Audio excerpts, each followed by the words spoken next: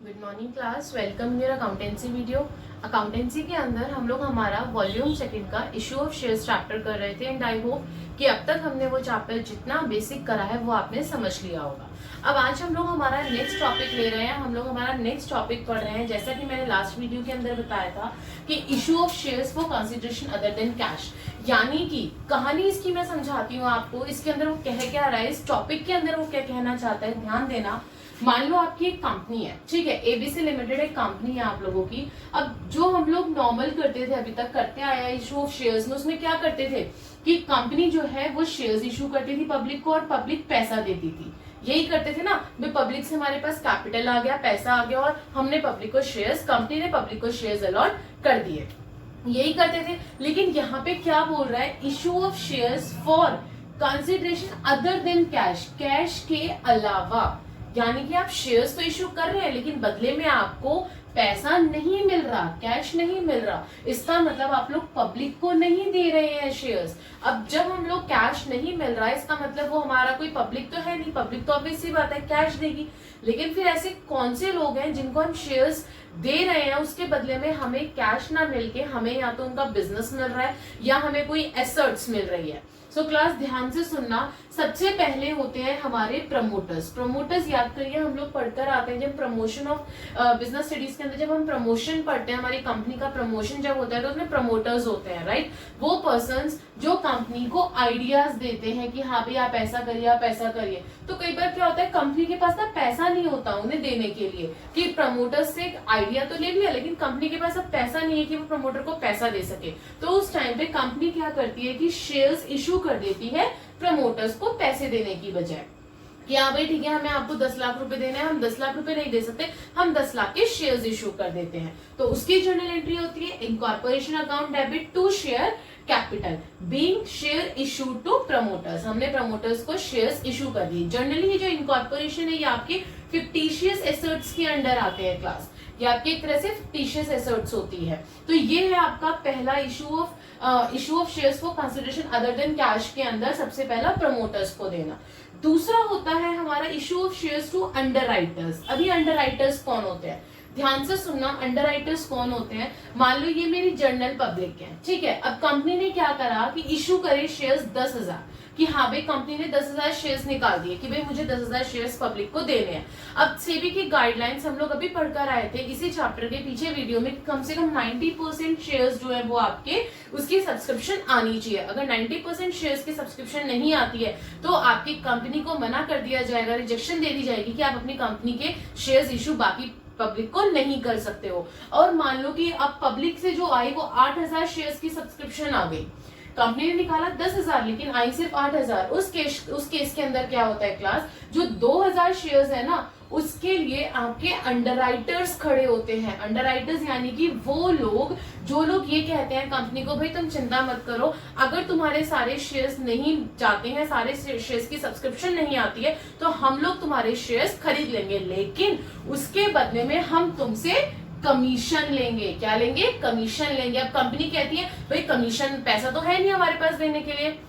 तो उस केस में अंडरराइटर्स को, जब अंडरराइटर्स ये 2,000 शेयर्स कंपनी के खरीद लेती है तो उस केस में कंपनी क्या करती है, फिर अंडरराइटर्स को शेयर इशू कर देती है। कंपनी बोलती है कि भाई मुझे तुम्हें 5 लाख रुपए देने हैं कमीशन के नाम के, तुमने मेरे 2,000 शेयर्स खरीदे हैं। तो उस केस में कंपनी कहेगी मेरे पास भाई 5 लाख रुपए नहीं है तुम्हें देने के लिए, हम तुम्हें शेयर्स इशू कर देते हैं कमीशन के नाम के। और सबसे बड़ी बात कि प्रैक्टिकली अब अगर मैं सच्चाई में बात करूं तो आज के टाइम के अंदर आपका कोई भी अंडर सब्सक्रिप्शन का केस नहीं होता है, क्योंकि ऐसे अंडरराइटर्स बड़ी बड़ी इंस्टीट्यूशंस, फर्म्स होते हैं जो कंपनी के शेयर्स खरीद लेते हैं। तो इसीलिए जो अंडर सब्सक्रिप्शन का केस हम लोग पढ़कर आए थे ना, वो प्रैक्टिकली अब हमारी कंट्री के अंदर नहीं होते हैं, वो भी सिर्फ इन अंडरराइटर्स की वजह से। अब देखो, अब issue of shares of underwriters. अब अंडरराइटर्स को जब हम इशू कर रहे हैं कमीशन के बदले में शेयर्स, तो उसकी जर्नल एंट्री क्या होती है, underwriters commission account debit. Underwriters को कमीशन देना है टू अंडरराइटर्स अकाउंट, उनके अंडरराइटर्स में उनके अंडरराइटर्स के अकाउंट में बीइंग अंडरराइटर्स कमीशन ड्यू। ये ड्यू हो गया, उन्हें बता दिया कि उन्हें कितना पैसा चाहिए। अब underwriters account debit to share capital account being shares issue to underwriter, अब इशू कर दिया, पहले ड्यू की एंट्री आ जाएगी और फिर इशू की एंट्री आ जाएगी। तो ये होता है अंडरराइटर्स को इशू करना शेयर्स। अब तीसरा जो 99% आपके एग्जाम के अंदर आता है क्लास, चलो इनकॉर्पोरेशन और आपका सॉरी प्रमोटर्स का और अंडरराइटर्स का कई जगह पे पढ़ाया भी नहीं जाता है कि ये जरूरी नहीं है, लेकिन आपका जो सबसे मेन है जो आपके एग्जाम में आएगा वो आएगा issue of shares to vendor. अब देखो क्लास, एक कंपनी है मेरी, मान लो ये मेरी कंपनी है, ये वेंडर है, कंपनी वेंडर से कहती है कि भाई मुझे तुमसे मशीन खरीदनी है, वेंडर कहते हैं ठीक है तुम मुझसे मशीन ले लो, मुझे कोई दिक्कत नहीं है। अब बदले में कंपनी कहती है मेरे को ना तुम्हें देने के लिए पैसे नहीं है, तो वेंडर कहेगा कोई बात नहीं, पैसे नहीं है, एक काम करो तुम अपनी कंपनी के शेयर्स मुझे इशू कर दो। तो ये होता है share issue to vendor, vendors को शेयर इशू कर देना। तो उसकी एंट्री क्या हो जाएगी, एसेट्स अकाउंट डेबिट, क्योंकि एसेट्स हमने वेंडर से क्या करा, हमने वेंडर से खरीद लिया और बदले में हमने वेंडर्स को क्या दे दिए, शेयर्स दे दिए to vendors account. Being assets purchase किया, भाई आपने एसेट्स परचेज करा, उसके बदले में कैश ना देके आपने क्या करा, शेयर्स दे दिए। अब कई बार ऐसा होता है कि आप वेंडर से कहते हो हमें मशीनरी भी लेनी है, स्टॉक भी लेना है, हम लोगों को और भी प्लांट भी लेना है, बहुत सारी चीजें लेनी है और साथ में जो तुम्हारी लायबिलिटी है हम वो भी कवर कर लेते हैं। तो इस केस में जब आप वेंडर का पूरा बिजनेस टेक ओवर कर लेते हो ना, उस केस के अंदर एंट्री होती है सन्ड्री एसेट्स अकाउंट डेबिट। अब ये जो सन्ड्री एसेट्स है ना, इसमें हम लोग सारे डिफरेंट एसेट्स डालेंगे। डिफरेंट का मतलब क्या है मेरा कहने का, जैसे machinery account debit, plant account debit, इस तरीके की सारी चीजें डालेंगे अलग अलग। To sundry liabilities, to sundry liabilities यानी कि उसकी जितनी भी लाइबिलिटी है वेंडर की वो सारी लाइबिलिटीज आ जाएंगी टू वेंडर, ठीक है। ये तो हो गई मेरी नॉर्मल एंट्री। अब कई बार क्या होता है ना, बैलेंसिंग फिगर बचती है क्लास, कई बार डेबिट में बच जाती है बैलेंसिंग फिगर और कई बार मेरी क्रेडिट में बच जाती है। तो जिस केस में मेरी बैलेंसिंग फिगर डेबिट में बचेगी तो मैं डाल दूंगी गुडविल अकाउंट डेबिट, और अगर मेरी बैलेंसिंग फिगर क्रेडिट में बच गई तो मैं डाल दूंगी टू कैपिटल रिजर्व अकाउंट। क्योंकि कई बार ऐसा होता है कि कई बार क्या कहूंगी 90% ऐसा होता है कि आपकी ये वाली एंट्री कभी भी मैच नहीं करती है, या तो डेबिट में आपका बैलेंसिंग फिगर बचेगी या फिर आपकी बैलेंसिंग फिगर क्रेडिट में बचेगी। नेक्स्ट जब आपको पेमेंट करनी है, इशू करने हैं शेयर्स वेंडर को, अगर देखो vendor account debit to cash, अगर कैश दे दिया तो टू कैश आ जाएगा। अगर बैंक से चेक से पेमेंट करिए, कुछ हो सकता है भाई 10 लाख थे, 10 लाख में से आपके पास सिर्फ 5 लाख आपके बैंक अकाउंट में पड़े हैं, तो 5 लाख के आपने शेयर्स इशू कर दिया और 5 लाख आपने उसको चेक दे दिया। तो vendors account debit to cash to bank account to bills payable, अगर बिल्स पेबल से पेमेंट करिए, टू शेयर कैपिटल अगर शेयर कैपिटल इशू करें, और टू सिक्योरिटी प्रीमियम अगर सिक्योरिटी प्रीमियम रिजर्व अकाउंट है तो। Being shares issue to vendor, अब इस एंट्री के अंदर हमने क्या करा, हमने वेंडर को हमारे शेयर्स इशू कर दिए। अब एक वर्किंग नोट होता है क्लास, जिसके लिए अब यहाँ पे जो हमारी अमाउंट आती है ना वेंडर की, वो हमारी आती है परचेज कंसिडरेशन की। परचेज कंसिडरेशन का मतलब क्या होता है कि जितने में आपने सौदा किया है, मान लो कि इसका ये सारी चीजें एसेट्स और लायबिलिटी ओवरऑल मिला के 10 लाख की थी, ठीक है, तो यहाँ पे आपकी अमाउंट 10 लाख आ जाएगी। क्यों? क्योंकि वो पैसा, वो अमाउंट जितने में आपने सौदा किया है बिजनेस का, वो होती है हमारी परचेज कंसिडरेशन, और वो हम लोग डालते हैं वेंडर में। अब देखो क्लास, एक वर्किंग नोट है जो कि आपके एग्जाम के पॉइंट ऑफ व्यू से बहुत इंपॉर्टेंट है, आपको पता होना चाहिए क्या, कि कई बार हमें ना नंबर ऑफ शेयर्स निकालने पड़ते हैं। कैसे निकालते हैं वो मैं क्वेश्चन में समझाऊंगी। अभी इसके बाद हम लोग हमारे टीएस ग्रेवाल के क्वेश्चन ही उठाएंगे, बट नंबर ऑफ शेयर्स उठाते कैसे हैं। अमाउंट पेबल टू वेंडर, आपको कितनी अमाउंट पे करनी है वेंडर को, डिवाइडेड बाय में एक शेयर की फेस वैल्यू प्लस अगर कोई प्रीमियम है तो वो आ जाएगा। लेकिन इस फॉर्मूले को लिख लीजिए, अभी जब आगे क्वेश्चंस कराऊंगी तब बताऊंगी फॉर्मूला कैसे यूज होता है। कुछ 3 फॉर्मूले और हैं जो आपको पता होने चाहिए। अगर सन्ड्री नेट एसेट्स निकालना है तो sundry assets minus sundry liabilities, goodwill निकालनी है तो purchase consideration minus net assets, और कैपिटल रिजर्व निकालना है तो net assets minus purchase consideration. ये सारे फॉर्मूले लिख लो एक जगह पे, अभी जब हम आगे क्वेश्चंस करेंगे उसमें ये सारे यूजफुल होंगे, उसमें ये सारे काम आएंगे। क्वेश्चंस देखते हैं आगे। Yes class, question number 28।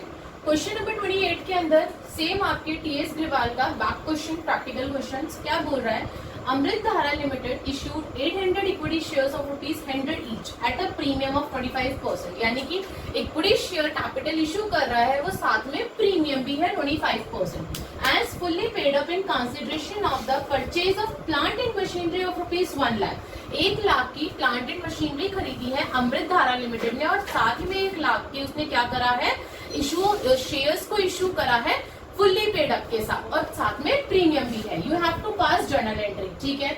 सबसे पहले आपका सोल्यूशन में होना चाहिए in the books of Amritdhara limited. आप अमृतधारा लिमिटेड के बुक्स के अंदर बना रहे हैं तो पहला आ जाएगा प्लांट एंड मशीनरी को आपका परचेज करना, ठीक है। तो इसके अंदर क्या, इसके अंदर सबसे पहले आप क्या करोगे, मशीनरी को परचेज करोगे। तो plant and machinery account debit to vendor. अभी हम लोग हमारी एंट्री पढ़कर आए थे कितने की, 1 लाख से, क्योंकि उसने मुझे बोला है कि 1 लाख की खरीदी आपने। अब आप उसे पेमेंट कर दोगे वेंडर को, कैसे, vendor account debit to equity share capital, क्योंकि आपने उसको पैसे नहीं दिए 1 लाख रुपए, इक्विटी शेयर दिया, उसको शेयर्स दे दिए 1 लाख रुपए के, और किसके साथ, प्रीमियम के साथ, to security premium reserve account. अब देखो देने थे आपको 1 लाख रुपए, अब आप प्रीमियम पे कितने लगाओगे और इक्विटी शेयर में कितने डालोगे, उसके लिए मैं नीचे आपको वर्किंग नोट में बता देती हूँ।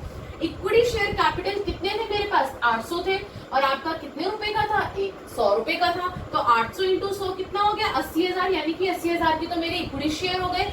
और प्रीमियम था 25%, यानी कि 800 इंटू 25, भाई 25 रुपए का एक था आपका प्रीमियम, जो था एक शेयर के ऊपर 25 रुपए का था, टोटल 800 शेयर्स थे। तो 800 इंटू 25 मेरा प्रीमियम कितना हो गया, 20,000 का। तो प्रीमियम में डाल देंगे आप अपना 20,000, और नरेशन लिख देंगे being shares issued to vendor, है ना इजी। और ये क्वेश्चन आपके पेपर में आते हैं कंफर्म क्लास। इन क्वेश्चंस को आपको नहीं छोड़ना, वेंडर वाले क्वेश्चन को 4 मार्क्स के अंदर आपको दे सकता है। आगे बढ़ती हूँ, क्वेश्चन नंबर 29 उठाया है मैंने क्लास आपके टीएस ग्रेवाल का। Rajan Limited purchase assets from Geeta and company. Rajan ने परचेज करे एसेट्स गीता एंड कंपनी से। एसेट्स का नाम नहीं है, जैसे ऊपर मुझे एसेट्स का नाम था प्लांट एंड मशीनरी, नीचे मुझे कोई भी एसेट का नाम नहीं है, तो आप एसेट्स ही लिखोगे। Rajan Limited purchase assets from Geeta and company for ₹5 lakh, 5 lakh के खरीदे।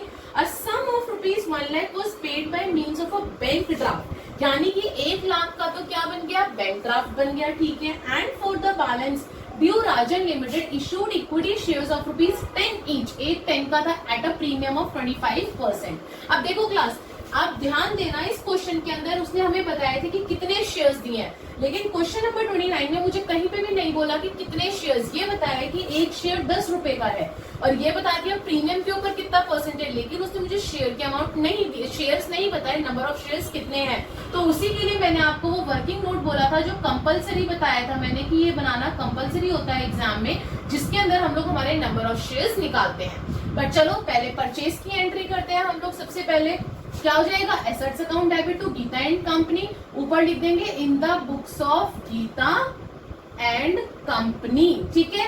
Assets account debit to Geeta and company कितने के खरीदे हैं, 5 लाख के, तो डाल दीजिए अमाउंट 5 लाख, नरेशन आ जाएगी बीइंग एसेट्स परचेज। अब आपको गीता एंड कंपनी को इक्विटी शेयर्स देने हैं और साथ ही में बैंक ड्राफ्ट आपने मेंटेन करा है, तो क्या आ जाएगा, Geeta and company account debit to bank account to equity share capital to security premium reserve account. अब देखो सीधा सीधा है, पैसे तो मुझे 5 लाख देने थे, तो गीता एंड कंपनी में मैंने 5 लाख लिख दिए। अब बैंक से मुझे कितने पेड करने थे, 1 लाख। मैंने यहाँ पे जो ड्राफ्ट रेडी करा वो 1 लाख का करा, ठीक है भाई। अब बची बात इक्विटी शेयर और सिक्योरिटी प्रीमियम रिजर्व की, तो इसके लिए सबसे पहले मुझे नंबर ऑफ शेयर्स निकालने पड़ेंगे। और नंबर ऑफ शेयर्स कैसे निकालते हैं, जितना आपको पेमेंट करनी है, कितनी पेमेंट करनी है, 4 लाख की पेमेंट करनी है ना, तो 4 लाख, ये आपका 4 लाख है, 4 लाख की पेमेंट करनी है, डिवाइडेड बाय में एक शेयर की वैल्यू कितनी है, 10 रुपए, प्लस में आपका प्रीमियम कितना है 2.5 बाई 10 का 25% कितना हुआ 2.5 हुआ,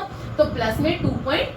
अब इसको अगर मैं डिवाइड करती हूँ तो मेरा आंसर आता है 32,000 शेयर्स, यानी कि टोटल जो मैंने गीता एंड कंपनी को शेयर्स दिए हैं वो कितने दिए हैं, 32,000 शेयर्स दिए हैं, ठीक है भाई। अब मेरे पास शेयर्स की वैल्यू आ गई, तो 32,000 इंटू एक शेयर था मेरा 10 रुपए का, इंटू 10 तो 3,20,000 मैं उसे इक्विटी शेयर कैपिटल पे लूंगी और प्रीमियम पे कर दूंगी 32,000 इंटू 2.5 मेरी वैल्यू आ रही थी प्रीमियम की, यानी कि 10 रुपए का 25%, 2.5 32,000 इंटू 2.5 80,000 आ गए मेरे सिक्योरिटी प्रीमियम रिजर्व के। तो सिक्योरिटी प्रीमियम रिजर्व में चले गए 80,000 और नरेशन आ जाएगी being shares issued to vendor की, आपने वेंडर को शेयर्स इशू कर दिए हैं।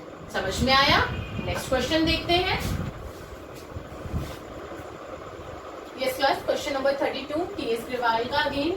Jain Limited purchase machinery costing ₹10 lakh. अब जैन लिमिटेड ने मशीनरी परचेज करी है 10 लाख की from Iyer Limited, Iyer Limited से 50% of the payment was made by cheque. ये लो भाई 50% यानी कि 10 लाख के 50% कितने हो गए 5 लाख। 5 लाख की पेमेंट बैंक से कर दी, चेक से कर दी। And for the remaining 50% the company issued equity shares of ₹100 each at a premium of 25%। इसमें भी मुझे नंबर ऑफ शेयर्स गिवन नहीं है, इसका मतलब मुझे क्या करना पड़ेगा, नंबर ऑफ शेयर्स निकालने पड़ेंगे। तो आइए सबसे पहले अपनी परचेज की एंट्री करते हैं हम लोग। Machinery account debit to Iyer limited being machinery purchase, कितने की खरीदी है आपने, 10 लाख की खरीदी है। Next Iyer limited to bank account, क्योंकि 50% पेमेंट उसने बैंक से करी है, चेक से करी है, to equity share capital to security premium reserve. Total पैसा देना है मुझे 10 लाख, जिसमें से मैं बैंक से चेक से 5 लाख रुपए की पेमेंट कर चुकी हूँ। अब बचे कितने मेरे 5 लाख। वो 5 लाख के उसने ये बात बोली है कि जो है इशू करे हैं शेयर्स, और एक शेयर कितने का है, तो क्लास जो रिमेनिंग 5 लाख है उनकी हमें क्या करना पड़ेगा, पेमेंट तो करनी है, लेकिन कितना सिक्योरिटी प्रीमियम पे देना है और कितना इक्विटी शेयर पे देना है, उसके लिए हमें हमारे नंबर ऑफ शेयर्स निकालने पड़ेंगे। तो नंबर ऑफ शेयर्स कैसे निकालते हैं, अभी हम लोग सीख कर आए थे, जितनी हमें पेमेंट करनी है वो 5 लाख डिवाइडेड बाय में हमारा एक शेयर कितने का था 100 रुपए का, और 100 रुपए का 25% एक शेयर का था प्रीमियम, यानी कि 100 रुपए का 25% कितना हो गया 25 रुपए। तो हम लोग प्रीमियम को क्या कर देते हैं, ऐड कर देते हैं। तो टोटल 5 लाख डिवाइडेड बाय में 125, मेरे आ गए टोटल शेयर्स 4000, यानी कि जो जैन लिमिटेड है उसने अय्यर लिमिटेड को 4000 शेयर्स दिए हैं। अय्यर लिमिटेड को पेमेंट करनी थी ना, तो 4000 शेयर्स दिए हैं। अब 4000 के हिसाब से अपनी अमाउंट निकाल लो कि 4000 शेयर्स हैं, एक शेयर मेरा 100 रुपए का है, तो टोटल कितने पैसे दिए इक्विटी शेयर पे, आपके कितने कैपिटल में चली गई 4 लाख चली गई, और प्रीमियम पे कितना चला जाएगा 4000 आपके शेयर्स थे, 25 रुपए एक शेयर के ऊपर प्रीमियम था, तो टोटल कितना प्रीमियम हो गया 1 लाख। तो प्रीमियम में डाल दीजिए अपना 1 लाख। क्लियर हुआ। तो इस तरीके से आपकी journal entry complete. Being shares issued to vendor, आपने शेयर्स इशू कर दिए वेंडर को, यानी कि अय्यर लिमिटेड को। नेक्स्ट क्वेश्चन उठाती हूँ, क्वेश्चन नंबर 34। अब ये वाला क्वेश्चन मैंने आपका प्रमोटर्स वाला और अंडरराइटर्स वाला उठाया है कि एटलीस्ट एक क्वेश्चन आपको उसका भी आना चाहिए। Light lamps limited issued 50,000 shares of ₹10 each as fully paid up to the promoters for their services to set up a company। Promoters ने हेल्प करी है सेटअप करने के लिए कंपनी, तो उसको लाइट लैम्प्स लिमिटेड ने 50,000 शेयर्स 10 रुपए के हिसाब से दिए हैं, यानी कि 50,000 शेयर्स, एक शेयर 10 रुपए का। तो एंट्री कर दीजिए incorporation expense account debit to share capital 50,000 into 10 5 lakh रुपए। 5 लाख के शेयर्स क्या कर दिया आपने, दे दिए हैं, किसको दिए, प्रमोटर्स को दिए। आगे बढ़ती हूँ, इट ऑल्सो इशूड 2000 शेयर्स। अब 2000 शेयर्स, एक शेयर 10 रुपए का क्रेडिट करे हैं fully paid up to the underwriters of shares for their services. अब हो सकता है कि हमारी कंपनी के यानी कि लाइट लैम्प्स कंपनी के सारे शेयर्स की एप्लीकेशन नहीं आई थी, सब्सक्रिप्शन नहीं आई थी, तो अंडरराइटर्स ने हमारे शेयर खरीद लिए, लाइट लैम्प कंपनी के शेयर्स खरीद लिए। तो उन्होंने बोला कि भाई हमें कमीशन भी चाहिए, तो कमीशन के बदले में 2000 शेयर्स और एक शेयर 10 रुपए का लाइट लैम्प कंपनी ने अंडरराइटर्स को दे दिया। तो दोनों एंट्रीज कर दीजिए अपनी अंडरराइटर्स वाली, जो भी हम स्टार्टिंग में बेसिक में सीख कर आए थे। क्या, underwriters account debit to underwriters account 20,000 और underwriters account debit to share capital, ये ड्यू की एंट्री हो गई और ये हमारी पेमेंट की एंट्री हो गई 20,000 से। नरेशन सबकी होनी चाहिए क्लास, अगर मैंने नहीं लिखी इसका मतलब आप लोग ये नहीं कि आप लोग नरेशंस नहीं लिखोगे, नरेशंस नहीं लिखोगे तो आप लोगों के मार्क्स कट जाएंगे, इस चीज को याद रखना। क्लियर है। आगे बढ़ते हैं नेक्स्ट क्वेश्चन पे। यस क्लास, नेक्स्ट क्वेश्चन है क्वेश्चन नंबर 36। ध्यान से सुनिएगा। Sure limited purchase a running business from Miss MS Rai brothers for a sum of ₹15 lakh. अब देखना क्लास, ध्यान से सुनना कि जो आपका श्योर लिमिटेड था उसने एक रनिंग बिजनेस था MS राय ब्रदर्स का, जो कि टोटल सम था आपका 15 लाख का बिजनेस था।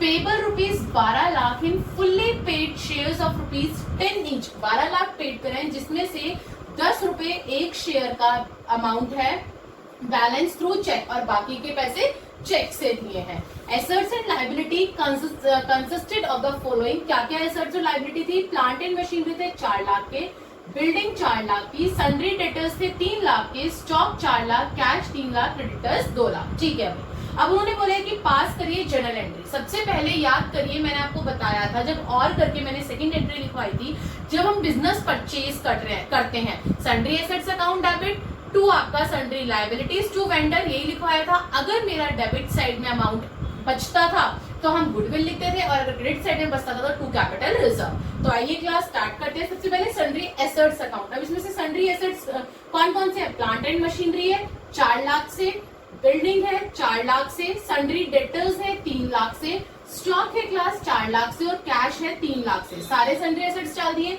2 क्रेडिटर्स दे रखे हैं लाइबिलिटी में मेरे को 2 लाख, तो 2 सन्ड्री क्रेडिटर्स 2 लाख। अब उसने बोला है एमएस राय ब्रदर्स ने का जो बिजनेस था टोटल वो था 15 लाख का। तो एमएस राय ब्रदर्स के जो टोटल बिजनेस था वो कितने का था? 15 लाख का। 15 लाख अमाउंट डाल दी। अब क्लास ध्यान देना, क्या मेरी दोनों साइड डेबिट और क्रेडिट साइड मैच कर रही है? यहाँ मेरे बन रहे हैं 18 लाख, यहाँ बन रहे हैं 17 लाख। डेबिट में 18 लाख आ रहा है, क्रेडिट में 17 लाख आ रहा है। क्या दोनों साइड मेरी मैच कर रही है? नहीं ना। तो उस केस में मैंने आपको बताया था कि अगर क्रेडिट साइड मेरी बैलेंसिंग फिगर रह जाती है तो आप लिखेंगे to capital reserve account, that is your 1 lakh. 1 lakh से कमी पड़ रही थी तो लिख दिया। अगर यही 1 लाख से कमी मेरे को डेबिट में पड़ती इन केस, तो मैं यहाँ लिख देती गुडविल अकाउंट डेबिट 1 लाख। लेकिन अभी मेरे पास कहाँ पड़ रही है कमी? क्रेडिट में पड़ रही है। सेकेंड, उसको पेमेंट करने की है तो कर दीजिए MS Rai brothers account debit to bank account to share capital. Total 15 lakh थे।